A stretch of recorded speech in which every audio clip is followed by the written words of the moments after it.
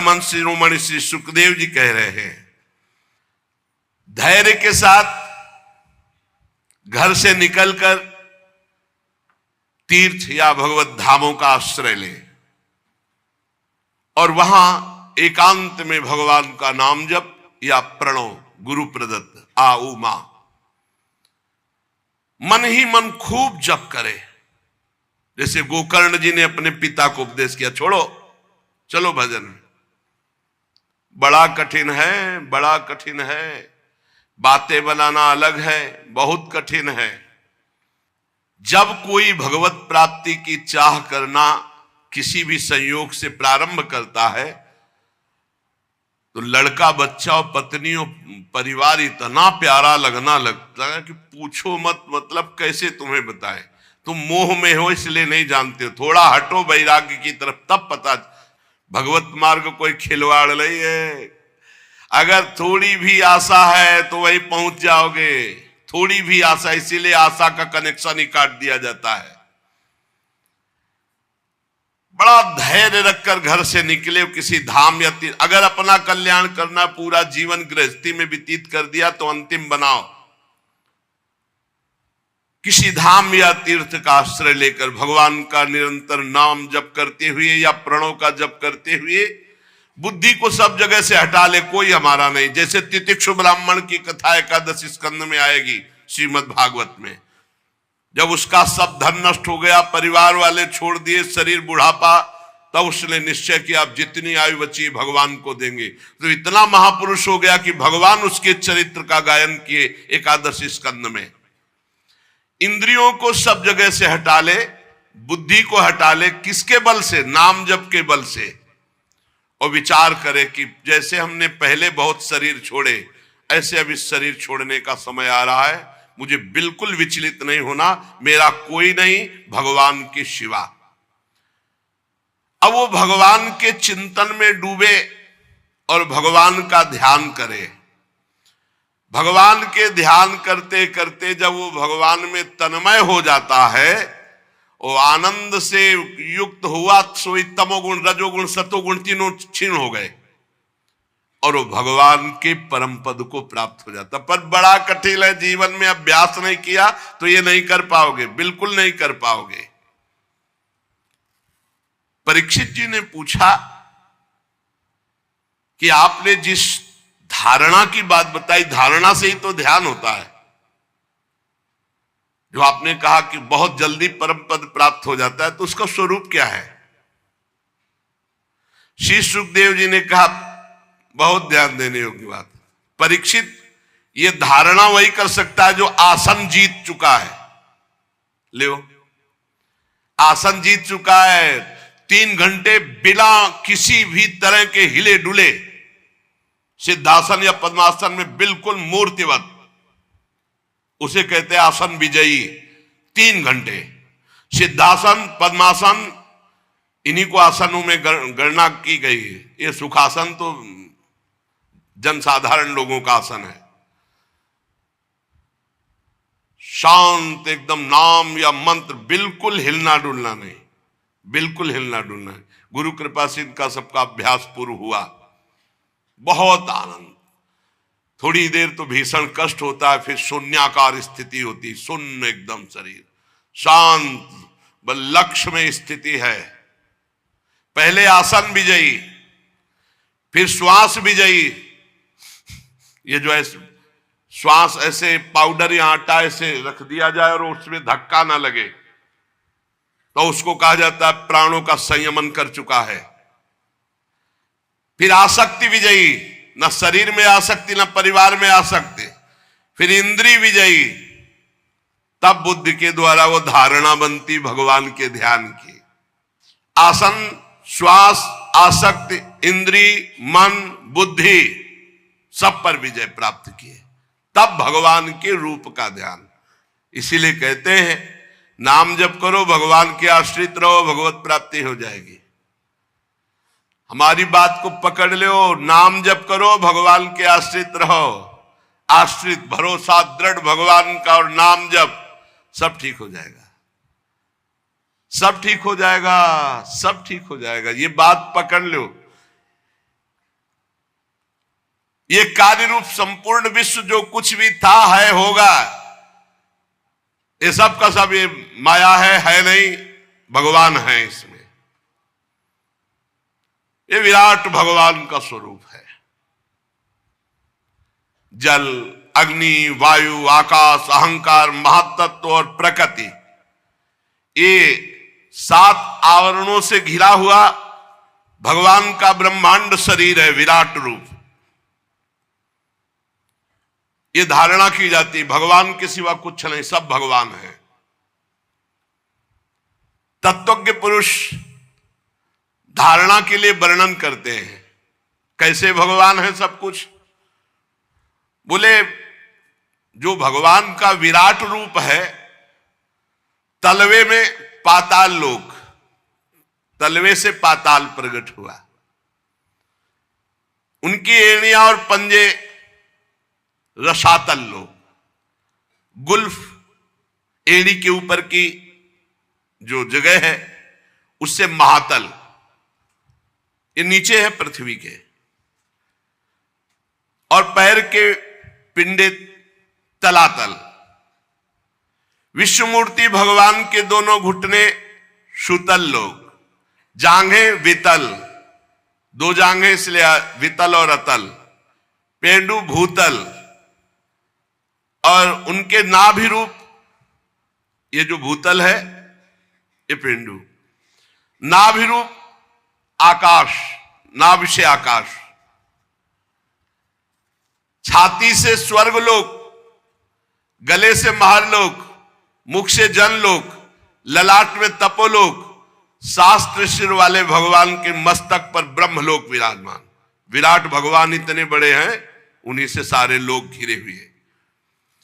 जितने भी इंद्र आदि देवता वो सब भुजा में, जितनी भी दिशाएं वो सब कान से, जितने भी शब्द वो सब श्रवणेंद्री से, अश्वनी कुमार नासिका के छिद्र से, गंध घ्राणेंद्री और धधकती हुई अग्नि की ज्वाला भगवान के मुख से, भगवान के नेत्र से अंतरिक्ष और नेत्र से ही सूर्य और देखने की शक्ति ये प्रकट हुई। दोनों पलके खुलना और बंद होना, निमिष, इसी से सृष्टि का लय और रचना होती है, इसी से रात और दिन का विभाग प्रकट हुआ। भ्रू विलास मात्र से ये सब रचना होती है और नष्ट हो जाती है। भ्रकुटी विलास सृष्टि लय होई। भगवान के तालु से जल का प्रादुर्भाव और रस का प्रादुर्भाव हुआ, और वेदों को भगवान की श्वासों से प्रादुर्भाव, जाकी श्वास वेद श्रुति चारी। यमराज का प्रादुर्भाव भगवान की दाढ़ों से हुआ। सब प्रकार की आसक्ति दांत से प्रकट हुई, और जगन मोहिनी माया का प्रादुर्भाव मुस्कान से हुआ, और ये अनंत सृष्टि एक कटाक्ष से प्रकट हुई विराट भगवान के। ऊपर के ओठ से लज्जा, नीचे के ओठ से लोभ, छाती से धर्म, पीठ से अधर्म भगवान के प्रकट हुआ। प्रजापति जनेन्द्री से प्रकट हुए, मित्रावरुण भी वहीं से, समुद्र भगवान की कोख से, बड़े बड़े पर्वत भगवान की अस्थियों से, विराट पुरुष की नाड़ियों से नदियां, रोम से वृक्ष, जितने वृक्ष सब कुछ विराट भगवान ही बने हुए हैं। प्रबल वायु भगवान के श्वास खींचने और छोड़ने से, भगवान की चाल ही से काल प्रकट हुआ, इसलिए उनकी चाल कोई जान नहीं सकता। भगवान की चाल से ही गुण प्रकट होकर चक्कर लगा रहे, सतोगुण रजोगुण तमोगुण, और चाल चलने से ही कर्म का प्रादुर्भाव हुआ। भगवान के केश से बादलों का प्रादुर्भाव हुआ, भगवान के वस्त्र से संध्या का प्रादुर्भाव हुआ। महात्माओं ने मूल प्रकृति को भगवान के हृदय से प्रकट हुआ बताया। मूल प्रकृति ब्रह्म और मूल प्रकृति, फिर त्रिगुणात्मिका प्रकृति, फिर महातत्व, फिर अहंकार, जिससे सृष्टि प्रकट होती वो मूल प्रकृति भगवान के हृदय से प्रकट हुई। सब विकारों का खजाना मन, सब विकारों का खजाना मन भगवान से प्रकट हुआ। उसी से चंद्रमा प्रकट हुआ। भगवान के चित्त से महातत्व का प्रादुर्भाव हुआ। भगवान के अहंकार से रुद्र भगवान का प्रादुर्भाव हुआ। भगवान के नखों से घोड़े, खच्चर, ऊंट, हाथी, इनका प्रादुर्भाव हुआ।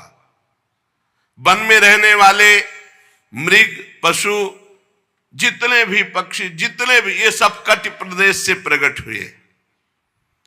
तरह तरह के पक्षी, उनकी अद्भुत रचना कौशल, ये सब कटि प्रदेश से। भगवान की बुद्धि से स्वयंभू मनु प्रकट हुए और मनु की संतान मनुष्य, उनके निवास स्थान बने। गंधर्व, विद्याधर, चारण, अप्सराएं, षडज, समस्त स्वर, समस्त गीत, स्मृति, दैत्य, ये सब भगवान के वीर से प्रकट हुए। सप्तम धातु भगवान का ये विराट स्वरूप है। सब कुछ भगवान ही बने हुए हैं। परीक्षित, मैंने तुम्हें भगवान के विराट स्वरूप का वर्णन किया। जैसे स्वप्न देखने वाला स्वप्नावस्था में अपने आप को अनेक रूपों में देखता है, पदार्थ भी वही, व्यक्ति भी वही, कुछ और नहीं, केवल वही स्वाप्निक। ऐसे ही ये सब स्वाप्निक है। विराट भगवान ने जो पैदा किया माया के द्वारा, ये सब स्वाप्निक है। इसमें सत्य केवल भगवान है। जो इसमें रम जाता है उसका अधापतन हो जाता है। इस रचना में जो रम जाता है उसका अधापतन हो जाता है, दुर्गति को प्राप्त होता है। श्री सुखदेव जी ने कहा, सुनो परीक्षित, सृष्टि के प्रारंभ में जो ब्रह्मा जी भगवान के नाभि कमल से प्रकट हुए, उन्होंने इन्हीं विराट पुरुष की धारणा की थी। तब उनको स्मृति प्राप्त हुई थी, जो प्रलय काल में विलुप्त हो जाती है। उन्हीं की दृष्टि से अमोघ बुद्धि निश्चयात्मिका हो गई। तब ब्रह्मा जी ने जगत को पुनः रचा, जो प्रलय के पहले था। ये वेदों की ऐसी वर्णन शैली है कि लोगों की बुद्धि स्वर्ग आदि में फंस जाती है। जीव वासना स्वप्न जैसे देखता है, ऐसे स्वर्गलोक भी है। एक थोड़ा अच्छा स्वप्न है, कुछ नहीं। सच्चे सुख की प्राप्ति से जीव वंचित हो जाता है, वह है भगवत प्राप्ति। इसलिए विद्वान पुरुष को चाहिए कि जितना ये मायाकृत नाटक है, जितने से काम चल जाए उतना काम चलाओ और हर समय नाम जप करो। समय व्यर्थ मत जाने दो, ये सब माया है, मायाकृत रचना है। जितना प्रयोजन जिस वस्तु से रखोगे उतना ही बंधते चले जाओगे। अपनी बुद्धि को बचाओ, वस्तु, व्यक्ति, स्थान से और श्री भगवान में लगाओ। संसार के पदार्थ प्रारब्ध के अधीन हैं। चाहे जितना पढ़ लिख ले हो, अगर तुम्हारे प्रारब्ध में है कि धन मिलेगा तो मिलेगा, नहीं तो पढ़े डिग्री लिए घूमो, ना नौकरी मिलेगी ना धन मिलेगा। लेकिन भगवान का भजन कर लो तो भगवान मिल जाएंगे। प्रारब्ध के अधीन नहीं, सुख दुख प्रारब्ध के अधीन है, पक्का समझ लो। तुम्हारा प्रयत्न निष्फल होगा यदि तुम्हारे प्रारब्ध में धन नहीं है। प्रारब्ध में धन है तो प्रयास ना होने पर भी देख लो खूब धन वैभव, लेकिन प्रारब्ध में सुख और दुख होता है, भगवत प्राप्ति नहीं।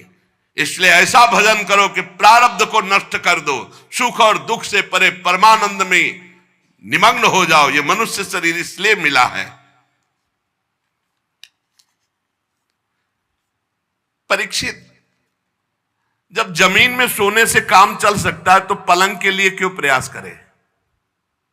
भजन करो, काहे को? जब भुजा भगवान ने दी है उससे तकिया का काम चल जाता है तो तकिया लाने की आवश्यकता क्या है? भजन के लिए जन्म हुआ, भजन के लिए। जब अंजलि से काम चल सकता है तो बहुत से पात्र बटोरने की जरूरत क्या है। जब वृक्ष की छाल या साधारण वस्त्र पहनने से काम चल सकता है तो सब विलासिता की जरूरत क्या है। भूख लगने पर शरीर पोषण के लिए भगवान सबकी व्यवस्था किए हैं, फिर उसके प्रयास में इतना कि पूरा जीवन ही नष्ट कर देना, खान पान भोग सामग्री बस। भगवान जल वायु भोजन और पृथ्वी का आधार इस सब को फ्री दिए, सबको चराचर जगत को आवश्यकता की पूर्ति भगवान ने स्वयं कर दी है। चाह की पूर्ति के लिए तुम्हें भटकना पड़ेगा और सब आवश्यकता से तृप्त नहीं है, चाह में भटक रहे, सब चाह में, बहुत विलासिता में जीव जीवन व्यतीत करके भगवत विमुख सब का सब नष्ट कर देता है। शरीर को जितना आप विलासी बना दोगे उतना ही परेशानी है। ये जो आजकल चले ना भोजन बाजार वाले जो खूब चकाचक स्वाद वाले, यही सब, अरे दाल रोटी खाओ, प्रभु के गुण गाओ, थोड़ा व्यायाम करो, प्राणायाम करो, शरीर स्वस्थ, भगवान का चिंतन करो, खूब समाज सेवा, जो किसानी व्यापार नौकरी, ये सब भगवान की सेवा है। भगवान सबको वास दिए अपने हिसाब से, लेकिन जब आपकी चाहत हो गई है तो आप परेशान हो रहे हैं। अरे भगवान क्या शरणागतों की रक्षा नहीं करते। ये बुद्धिमान लोग भगवान के मार्ग में भी आकर के धन के अभिमान में घमंडी लोगों की चापलूसी क्यों करते हैं। श्री सुखदेव जी कह रहे भगवान के भक्त होकर के इन देहाभिमानी धनाभिमानी लोगों की चापलूसी क्यों करते हैं। अरे विरक्त हो गए, हृदय में भगवान को विराजमान करना है कि इन धनियों की चापलूसी करनी है। भूत भविष्य लोक 14 में भय होए हरि प्यारे, 300 व्यवहार हमारो अभिमान इनते न्यारे। पक्का बहुत बच के रहना है, सावधान हुए हो। भगवान को हृदय में विराजमान करने के लिए विरक्त भगवत मार्ग के पथिक या भक्त और चापलूसी शुरू कर दी धनियों की। श्री सुखदेव जी महाराज कह रहे, सुखदेव जी महाराज, धने के नशे में चूर घमंडी धनियों की चापलूसी, हृदय में विराजमान श्रोता सिद्ध भगवान की प्राप्ति के लिए जब चले तो भगवान या भगवान के प्रेमी या किंचन जन और या जेहि दीन प्यारे वेद पुकारे, हमारे भगवान को ले कहा गया, ऐसे दीन जनों को प्यार। धन के नशे में चूर घमंडी धनियों की चापलूसी, विरक्त क्यों। श्री सुखदेव जी महाराज कह रहे हैं, इसलिए बहुत सावधान। क्या विश्वंभर भगवान पर भरोसा नहीं। जन्म मृत्यु के चक्र में डालने वाले धन और धनी और अज्ञान और अज्ञानियों का संग बिल्कुल ना करे। भरोसो दृढ़ इन चरणन के रू। अरे कुबेर जैसे जिनके सेवक हैं, अनंत महिमामयी लक्ष्मी जी जिनकी दासी हैं, उन भगवान के दास होकर किसी से आस कहावे मोर दासा करे तो छनरन के आशा, तो कहां रहा विश्वासा। रुपया पैसा बढ़ जाना, भोग विलासिता में रत होना, ये कोई महानता का लक्षण है क्या। महानता का लक्षण है चित्तवृत्ति को भगवान के चिंतन में समस्त दोषों का नाश करके, ये महानता का लक्षण है। मैयावेशित चेतसाम, मेरे में आविष्ट चित्त वाला, मैयावेशित चेतसाम, जो भगवान में चित्त को अर्पित कर दिया वही महान। मत चित्ता दुर्गाण मत प्रसादात् तरिष्यति, जो मेरे में चित्त को लगा देता है। बहुत कठिन है भोग विलासिता का त्याग करना। मत प्रसादात् तरिष्यति, मेरे कृपा से वो पार हो जाता है। पशुओं की बात अलग रही। परीक्षित, मनुष्यों में भला ऐसा कौन है जो इस संसार वैतरणी नदी से बिना भगवान के पार हो जाए। कौन है ऐसा। इसलिए मंगल में भगवान का चिंतन करो, असत विषय भोगों से अपने आप को भटकने से बचा लो। परीक्षित, कोई कोई साधक अपने शरीर के भीतर हृदयाकाश में विराजमान भगवान के प्रादेश मात्र स्वरूप की धारणा करते कि मेरे हृदय में भगवान विराजमान है, और हृदय में भगवान का ध्यान करते हैं। एकाग्र चित्त से जब खूब नाम जप किया जाता है तो ध्यान की योग्यता प्राप्त होने लगती है। यह हम आपको हृदय की बात कहते हैं। किसी और साधन से ध्यान पक्का नहीं होता, नाम से होता है। जितना नाम जप करोगे उतने रूप प्रकाशित होता चला जाएगा। देखी रूप नाम आधीना। उपासक को दिखाई देने लगता है बड़ा प्रसन्न मुख है श्री भगवान का, कमल के समान विशाल कोमल नेत्र है, कदम्ब के पुष्प की केसर के समान पीला वस्त्र धारण किए हुए हैं, भुजाओं में श्रेष्ठ रत्नों से जड़े हुए स्वर्ण के बाजूबंद शोभायमान है, सिर पर बड़ा ही सुंदर मोर मुकुट, कानों में कुंडल, बहुमूल्य रत्न जगमगा रहे हैं मुकुट में। श्री चरण कमल योगेश्वरों के खिले हुए हृदय कमल की कर्णिका पर विराजमान होने वाले अत्यंत सुकोमल श्याम रंग के प्रभु के हृदय में श्रीवत्स का चिन्ह है, गले में कौस्तुभ मणि, वक्षास्थल में कभी ना कुम्हलाने वाली पुष्पों की माला, कमर में करधनी, अंगुलियों में बहुमूल्य अंगूठी, श्री चरणों में नूपुर, हाथों में कंगन और घुंघराली लटे बहुत ही सुंदर मनहरण करने वाली चिकनी निर्मल घुंघराली श्याम वर्ण की। मुख कमल मंद मंद मुस्कुरा रहा है, लीलापूर्ण उन्मुक्त हास्य और अपने भक्त की तरफ मंद मुस्कान चितवन से देख रहे हैं, अनुग्रह की वर्षा करते हुए। जब ये रूप हृदय में आता है उसी समय सब कर्म बंधन छिन्न भिन्न हो जाते हैं। बिना भगवान के रूप दर्शन के कर्म बंधन, इसे भगवत प्राप्ति कहते हैं, भगवत साक्षात्कारी। हृदय में भगवान की धारणा की भगवान, अब वो आंख खोला तो सामने भगवान, आंख मूंदे तो सामने भगवान हृदय में। परीक्षित, एक तो ये भगवत प्राप्ति, और एक जब योगी पुरुष अपने शरीर को छोड़ना चाहे, योगी जिसने योग किया है अष्टांग योग, तो किसी देश काल में मन न लगाते हुए सुख पूर्वक आसन पर बैठ जाए, प्राणों को जीत ले, इंद्रियों को संयम में करे और बुद्धि से मन को नियमित करके मन के साथ बुद्धि को क्षेत्रज्ञ में, क्षेत्रज्ञ को आत्मा में, आत्मा को परमात्मा में लीन कर दिया। निर्मल बुद्धि को मन में और मन के साथ बुद्धि को क्षेत्रज्ञ, क्षेत्रज्ञ को अंतरात्मा में, अंतरात्मा को परमात्मा में लीन करके उस शांति पद को प्राप्त हो गया। अब उसके लिए कोई कर्तव्य शेष नहीं रहा, वो जीवन मुक्त महापुरुष हो गया। यहां ना सतोगुण है, ना रजोगुण है, ना तमोगुण है। अब काल की भी दाल उस महात्मा के ऊपर नहीं गलती जो ऐसी स्थिति को प्राप्त है। योगी लोग चित्तवृत्ति का निरोध करके परमात्मा में ऐसी स्थिति प्राप्त करते। अलग अलग श्री सुखदेव जी भगवत प्राप्ति का स्वरूप वर्णन करते हैं। यही परम पद है। एक भगवान के नाम जप करते हुए ध्यान में स्थित हुआ, और एक जो है योगी इस तरह से परमात्मा में स्थित हुआ। अब एक है ज्ञान दृष्टि।